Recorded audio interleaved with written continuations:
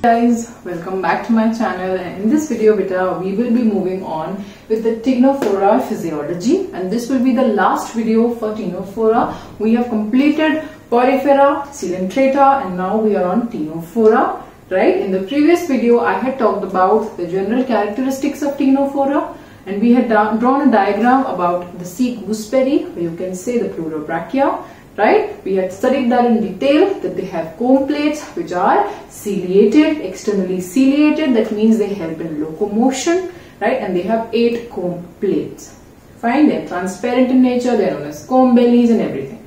So you have to watch that video and you can then come back to the second part, that is the physiological features. Okay, so let's get started with the digestion. So what happens now?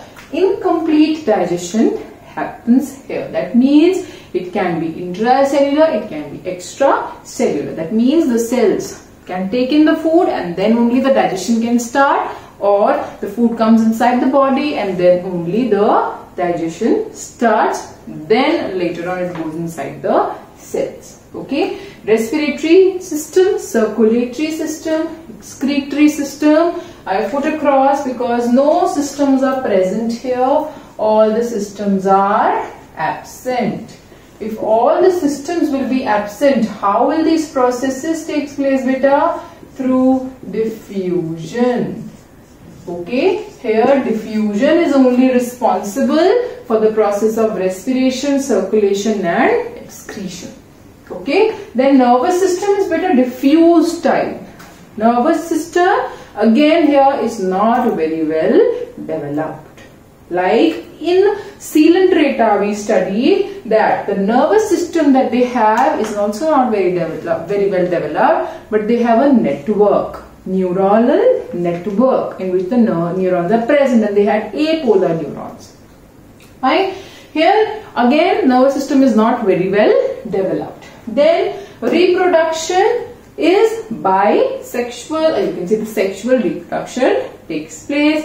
Fertilization here is external, right? And last, development is indirect. Sensory structures, the tentacles, they may be present, like I told you in the Coelenterata also, the tentacles are present, right? So the tentacles are present, they help in attacking the prey, or they help in attacking the enemy and also capturing the prey, right? And they also may have tentacles, and Stator Cyst may be present because they are floating under the surface of water, and if they are free floating, or you can say they are free swimming, then what will happen, beta? They need to balance themselves while they are doing that process. So to balance themselves they have Stator Cyst.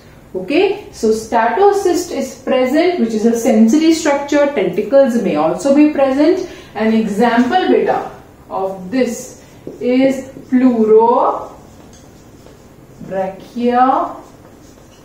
also called as the sea gooseberry. Okay, so pleurobrachia, or you can also call it as sea gooseberry, and Ctenoplana. Okay, Ctenoplana is another example.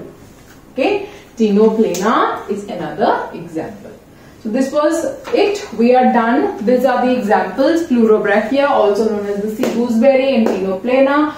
Right? This is the physiological feature of the phylum Ctenophora. Right? So in the next video, beta, we will be moving on to the next phylum. Till here, if you have any doubt in the 3 phylums that we have completed, you can put down the comment section. Right? This is purely NCERT based we are doing.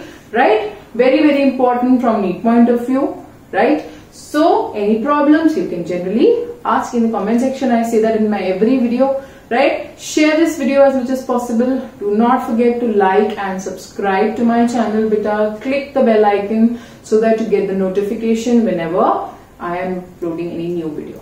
Right? So stay tuned with the next video, beta. Until then, take care. I'll see you guys in the next video.